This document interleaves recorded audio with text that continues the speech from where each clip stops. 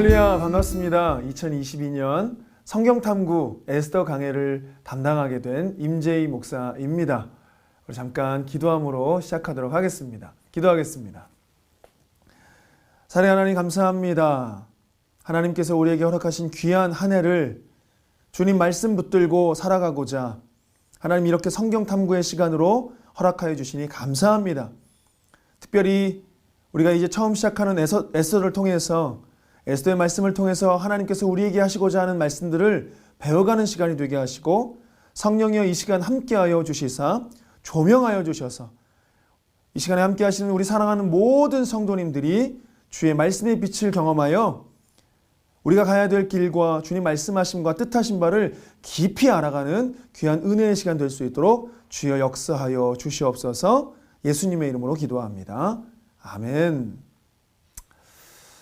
반갑습니다. 2022년 성경탐구를 이제 시작하면서 제가 이제 에스더서를 시작하게 됐는데요.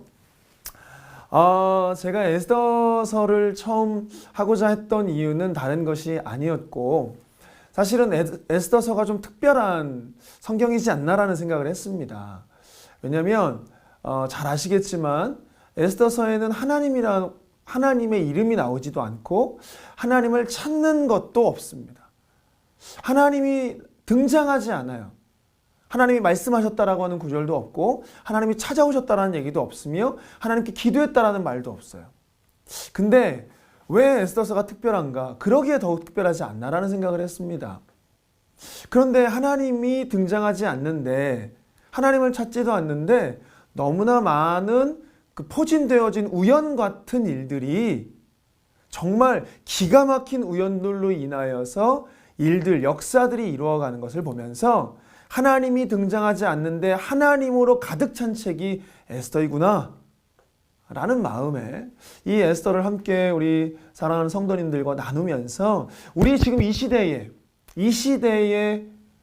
우리가 눈에 보기에 하나님이 계시지 않은 것 같고 우리가 듣기에 하나님의 음성이 들려지지 않는 시대 같아서 우리의 뜻과 우리의 방법과 정말 우리의 삶에서 무언가 이루어지면 우연처럼 느껴지는 그런 시대에 살아가는 우리가 이 에스더서를 보면서 하나님이 오늘 우리에게 지금 이 시대에 또 우리의 교회에게 하시고자 하는 메시지는 무엇인가, 이것을 함께 보고자 에스더서를 선택을 하게 됐습니다.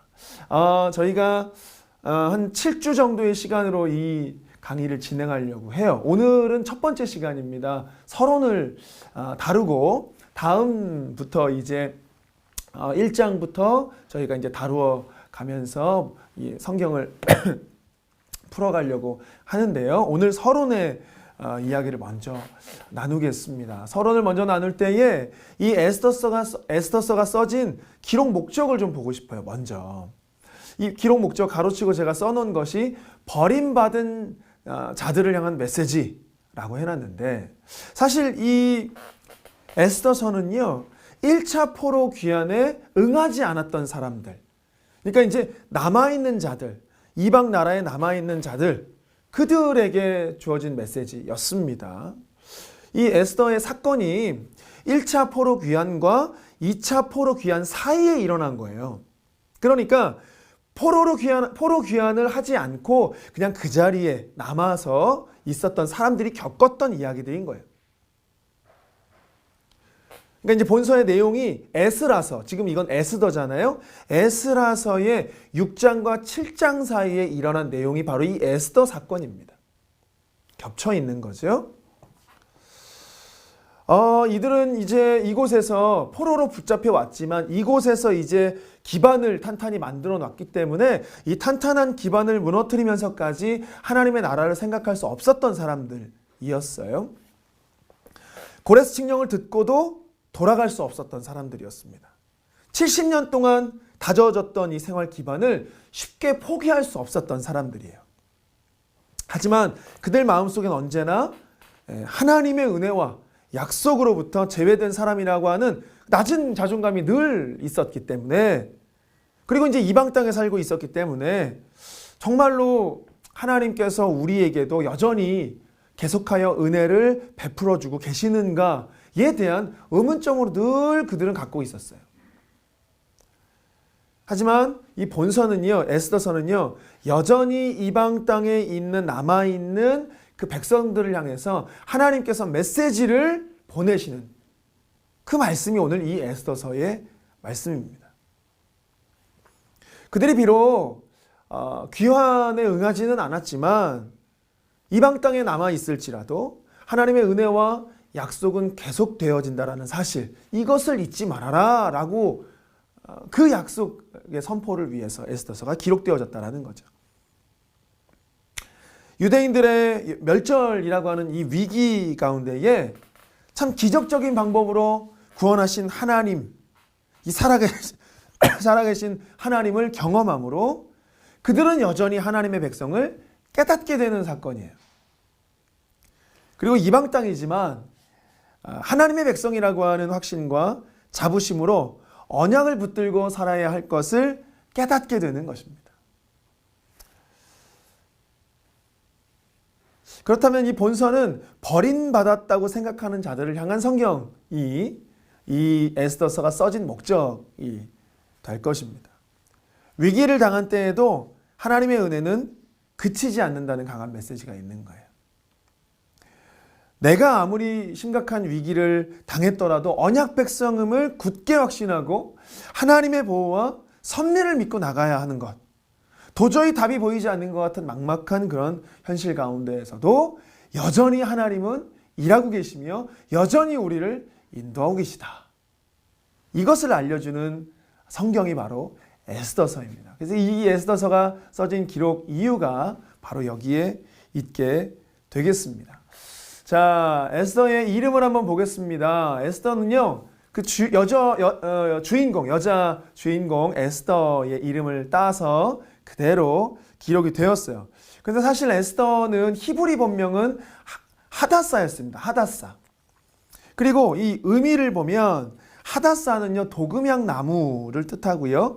에스더서는 별을 뜻하는 이름인데, 근데 이제 이 참 신기한 게 이 하다사라고 하는 이 도금향이라고 하는 나무가 사실은요, 이 도금향의 나무의 꽃의 모양이 별 모양 같다라고 해요. 그러니까 하다사라는 이름도 에스더라는 이름도 다 별에 관련된 그런 이름으로 연관되어 지어져 있다라는 걸 보면서 참 하나님 별같이 우리 또 에스더를 사용하셨구나라는 걸 우리가 알 수가 있지요. 이제 에스더의 사촌 이 에스더의 사촌이 이제 모르드게이잖아요. 모르드게가 이제 에스더를 입양하여 딸로 키우게 됩니다. 그래서 그녀에게 국적을 알리지 말라고 명할 때, 그게 이제 에스더서 2장 10절 말씀에 나오는데, 그때 이제 에스더라고 하는 이 페르시아 이름을 주었을 것 같습니다. 그래서 이제 에스더서는요, 하나님께서 어떻게 한 젊고 용감하며 뛰어나게 아름다운 여성을 통해서 그 백성들이 몰살당하려고 하는 위기 때에 그들을 구했는지를 보여주는 아주 극적인 이야기가 이 에스더서입니다. 그래서 이제 에스더는 유대인인데 하나님의 섭리로 말미암아 이름을 에스더라고 페르시아 이름을 가지면서 당대 그 페르시아 바벨론의 왕비가 되어지지요. 자, 이제 우리가 기록 연대를 보겠습니다. 에스더서의 이 10장 말씀에 보면 아하수에로가 크세르크세스 동일한 인물인데, 이 크세르크세스는 이 책을 쓸 때 이미 죽은 것으로 얘기가 되어져요. 왜냐하면 이제 에스더서 10장 2절 말씀에 보면 왕의 능력의 모든 행적이 메대와 바사 열왕 일기에 기록되었다라고 하는 걸 보니까 그가 이미 이제 이 모든 역사가 뒤처지거나 다 이제 이렇게 다 지나고 난 이후에 기록되었다라는 것을 우리는 말씀을 통해서 알 수가 있죠. 만일 이것이 이제 사실이라고 한다면 에스더서는요, 아하수에로가 그의 신하인 아다바누스에 의해서 암살당한 BC 456년 이후에 쓰여졌을 것입니다.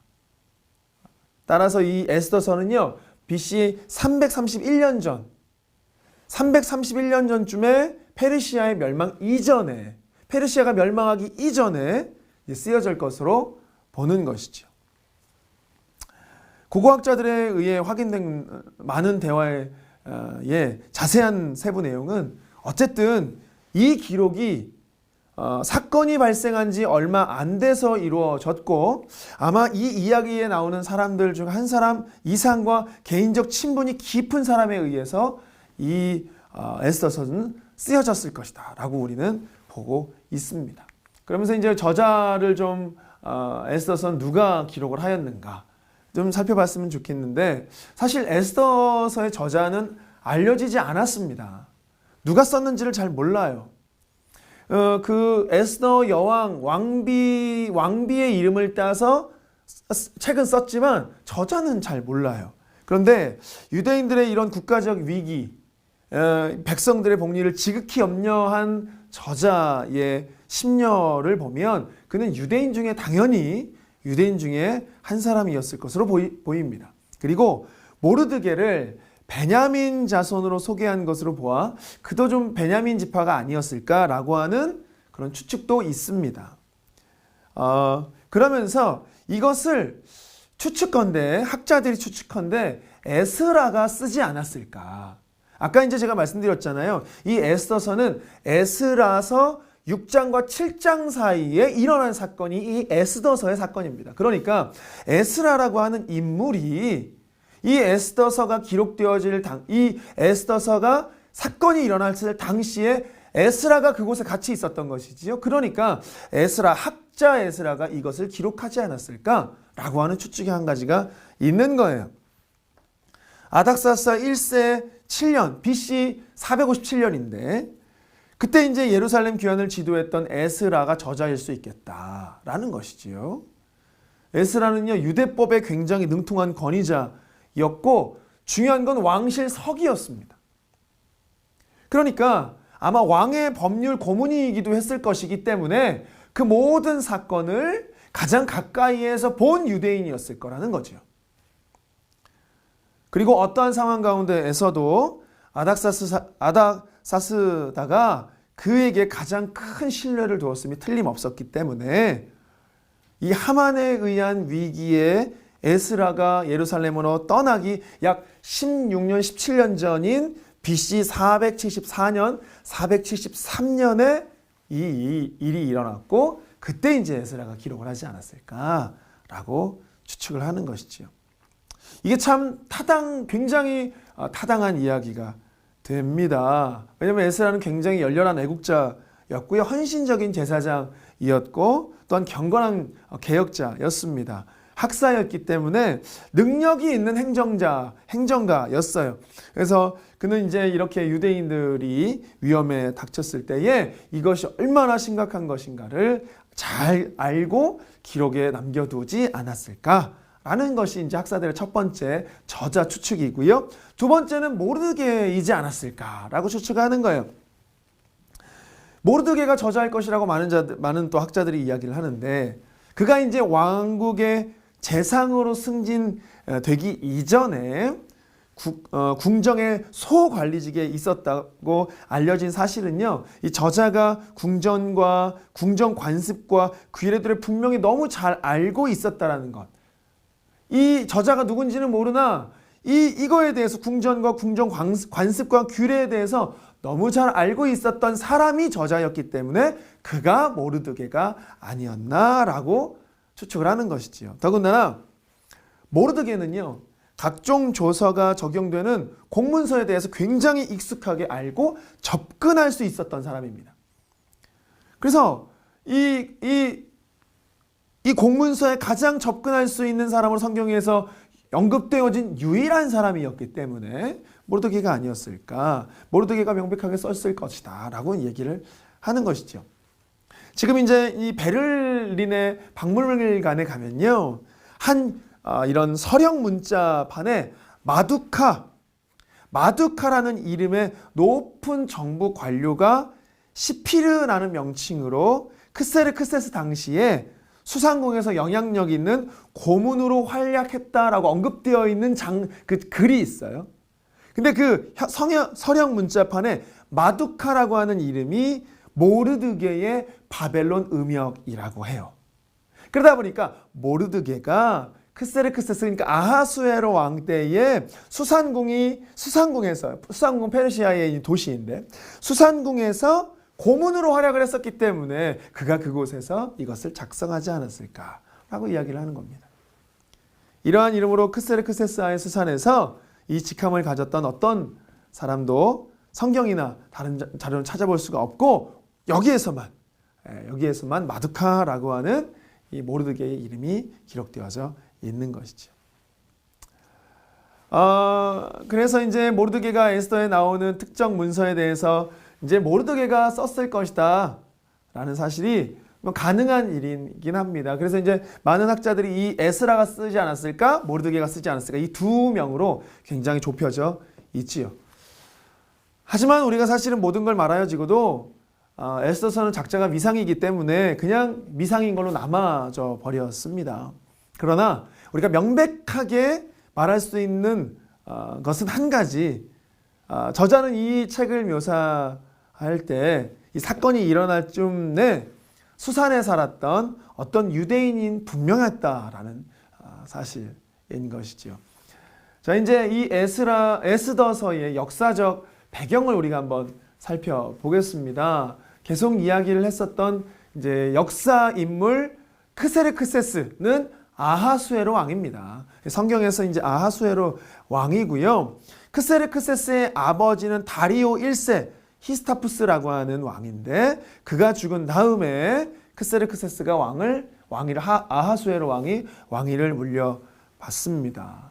그리고 그가 이제 나라를 다스리게 되어지지요. 그리고 그는 그의 아들인 아닥사스다에게 그 왕위를 또한 계승해 줍니다. 이 다리오 왕, 그러니까 다리오 1세 히스타스푸스 이 왕이, 그러니까 이제 아하수에로 왕의 아버지가 통치했을 때 그의 아들인 이제 계승자 아하수에로에게 이 치세를 초기 동안에 이 페르시아 제국은 아주 최전성기에 달했던 삶을 살았었어요. 아주 최전성기에 달하는 그런 왕국, 제국이었었습니다.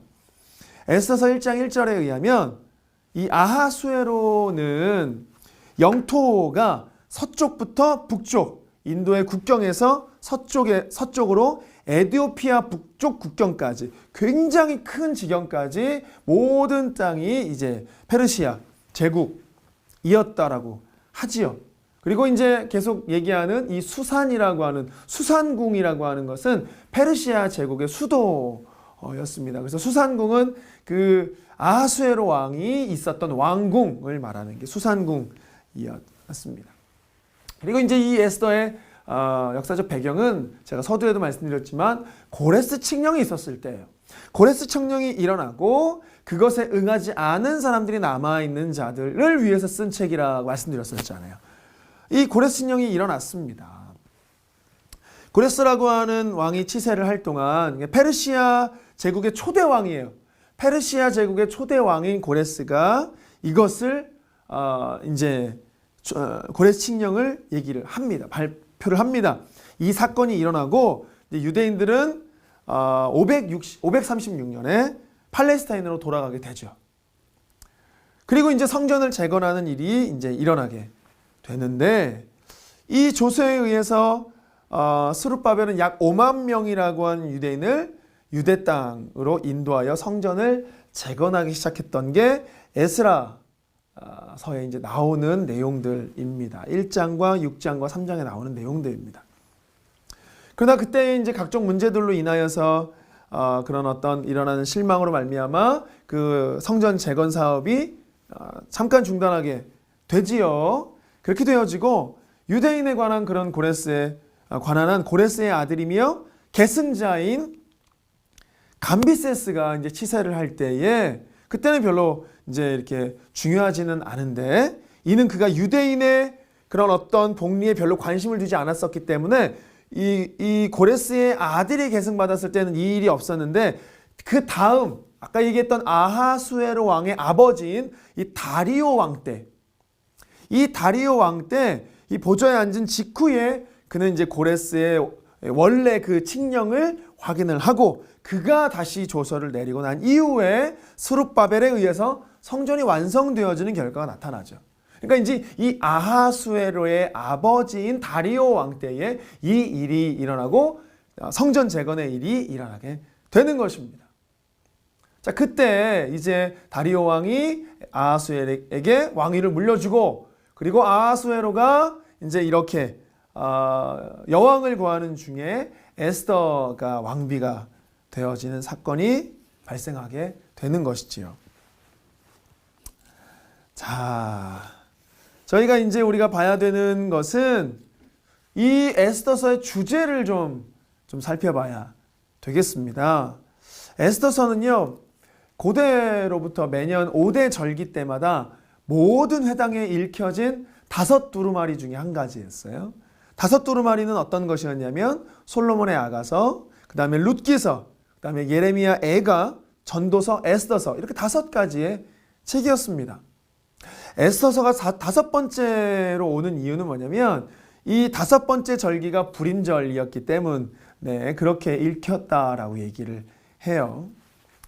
참 이 에스더서는요, 이스라엘 백성들, 유대인들이 멸절 위협 가운데 있을 때 이 위기 속에서 하나님의 백성을 구원하는 묘사가 담겨져 있지요.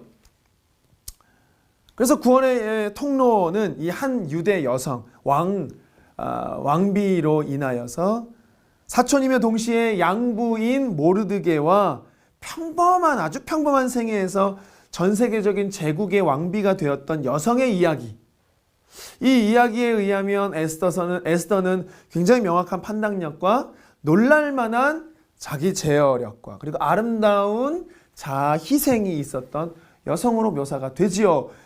자기 민족을 위해서 자기가 죽을 것을 각오하고 이 일들을 이뤄낸 여인입니다. 모르드게의 우리 너무나 유명한 말씀이에요. 에스더서 4장 14절 말씀인데 내가 왕후의 위를 얻는 것이 이때를 위함이 아닌지 누가 아느냐? 라고 하는 이 질문은 이 젊은 왕비로 하여금 아주 영웅적인 행위에 절정에 이르도록 하였습니다. 그리고 이 에스더서에서 가장 중요하다라고 해도 과언이 아닐 구절이 탄생하게 되지요. 죽으면 죽으리이다 라고 얘기하는 거예요.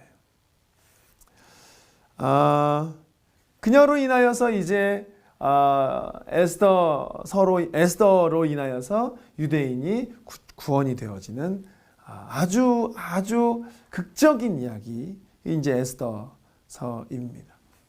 이제 주제를 볼 때 우리가 한 가지를 더 봐야 되는 것은 에스더의 종교적 성격과 도덕적인 교훈이 좀 담겨져 있는데요. 첫 번째는 이것이에요. 하나님의 이름이 전책에 한 번도 나오지 않는데 그분의 섭리는 전체에 걸쳐서 나타나고 있다는 거예요. 이게 참으로 에스더서의 아주 놀라운 에스더서가 중요한 이유입니다.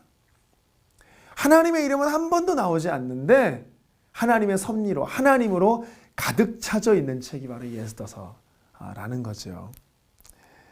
또한 에스더는요, 유대인의 국가적 절기 중에서 중요한 절기인 불임절, 이 불임절의 기원을 설명해 주는 책이기도 합니다.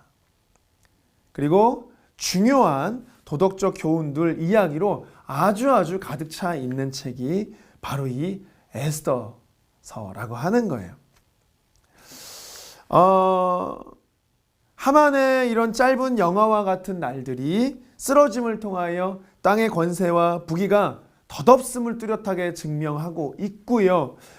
이 땅 가운데에서 권세와 힘을 가지고 있다라고 할지라도 하나님께서 역사하시고 하나님의 섭리 가운데에서는 그것조차 아무것도 아님을 예표해 주기도 하는 것입니다. 그래서 하나님께서는 교만한 자를 낮추시고 그분을 의지하는 자를 높이신다.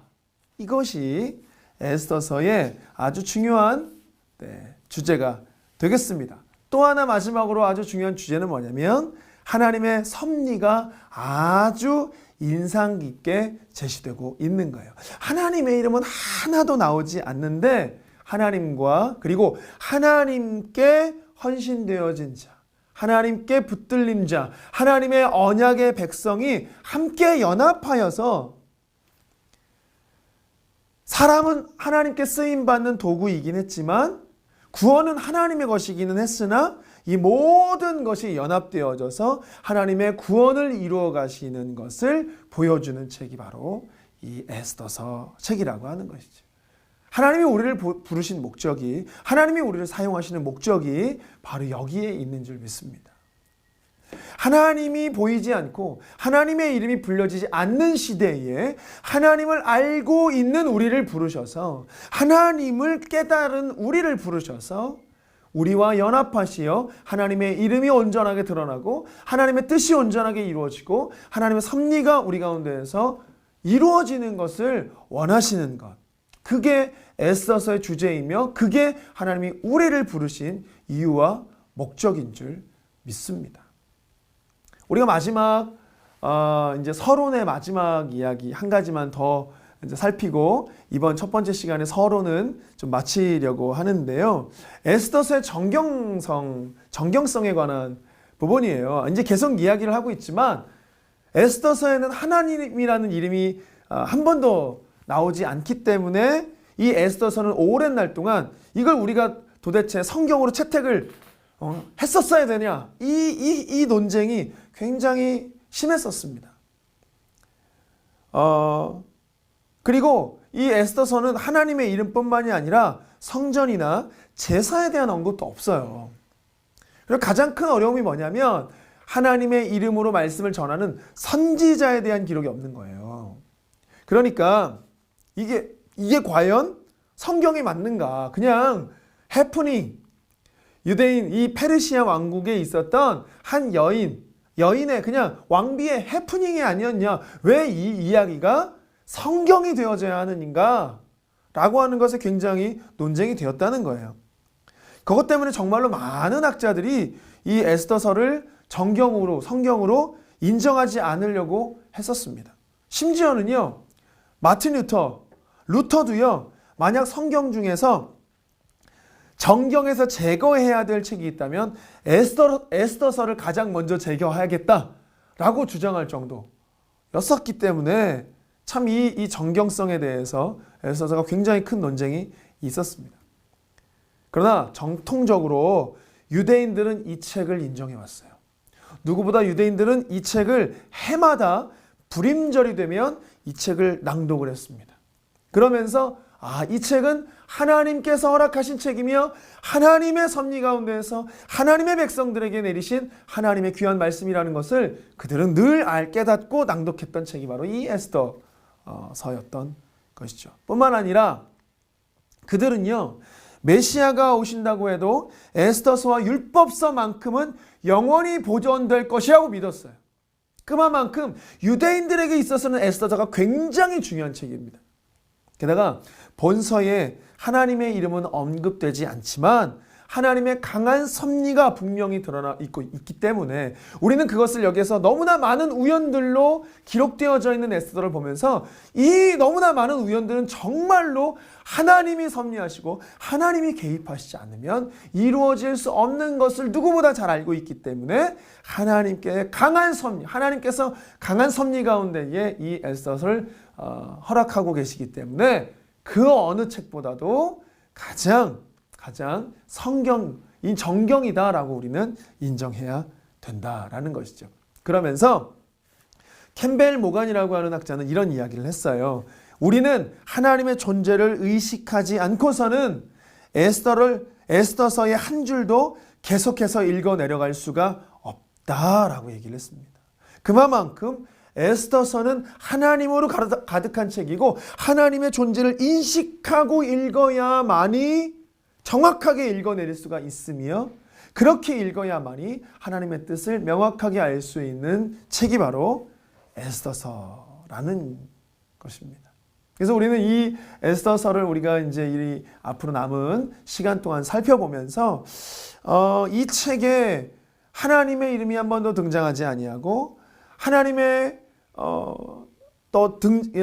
이름을 부르는 거나 제사나 성전이나 또한 하나님께서 나타나시는 것이나 그런 게 아무것도 등장하지 않지만 하나님의 임재로 가득한 이 책을 우리가 살펴보면서 우리의 삶 가운데에도 하나님, 내가 하나님으로 하나님의 이름을 부를 때에 하나님, 내 삶에 우리의 환경 가운데 세상에 하나님으로 좀 보여지지 않는 것 같으나 하나님이 지금 계시지 않은 것처럼 느껴질 수도 있으나 세상 사람들은 하나님이 없다라고 얘기할 수도 있으나 하나님의 임재로 하나님의 살아계심으로 가득하여진 이 세상 가운데에 선포되어질 책, 알아야 될 책, 알아야 될 성경, 그것이 바로 에스더서이기 때문에 우리가 이제 앞으로 한 절 한 절을 우리가 살펴보면서 하나님께서 우리에게 이번 이 2022년 이 시즌 가운데에 에스더서를 보게 하시며 하나님의 뜻을 깊이 발견하는 우리 사랑하는 모든 성도님들 되시기를 주님의 이름으로 축복합니다.